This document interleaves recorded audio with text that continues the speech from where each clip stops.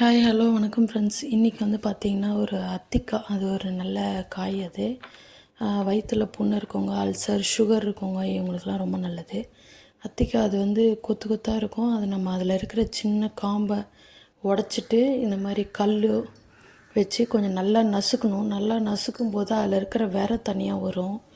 அதுக்கப்புறம் எல்லா காயும் ஒன்றா போட்டு கையில் நல்லா கசக்கி விட்டோம்னா அந்த விரை தனியாக காய் தனியாக வரும். ஒன்று புடைக்கலாம், முறத்தில் போட்டு புடச்சிட்டிங்கன்னா அந்த விரை போயிடும். இல்லை எனக்கு எடுக்க தெரியாதுன்னா நீங்கள் ஒரு ஜல்லடை மாதிரி இருக்கிற ஒரு பாத்திரத்தில் போட்டு கழுவிட்டே இருந்தீங்கன்னா கண்டினியூவாக தண்ணி விட்டு அந்த விரெல்லாம் போயிடும். விரையோடு போட்டு சாப்பிட்டோம் அப்படின்னா வயிறில் லூஸ் மோஷன் ஆகும்னு சொல்லுவாங்க.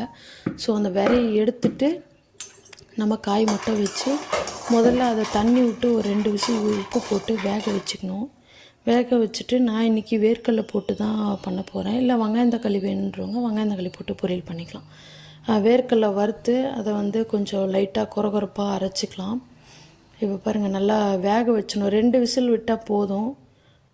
கொரகொரப்பாக அரைச்சிட்டு ஒரு கடாயில் கடுகு கருவேப்பிலை எல்லாம் விட்டு தாளிச்சிக்கிட்டு அந்த காயை கொட்டிடணும். கொஞ்சம் தண்ணியாக இருந்தால் கூட பரவாயில்ல, நீங்கள் வெந்து போயிடுச்சுன்னா கொட்டிடுங்க. கொட்டிட்டு நல்லா கலரி விட்டுட்டு உப்பு பத்தலைனா போட்டுங்க. அந்த தண்ணி நல்லா சுண்டின பிறகு கொஞ்சமாக மஞ்சத்தூள், அதுக்கப்புறம் வந்து லைட்டாக அந்த ஊர்ப்புத்தன்மைக்காக லைட்டாக மிளகாத்தூள் சேர்த்துருக்கேன். அதுக்கப்புறம் இந்த வேர்க்கடலையை கொட்டி மிக்ஸ் பண்ணிட்டிங்கன்னா ரொம்ப அருமையாக டேஸ்ட்டாக இருக்கும்.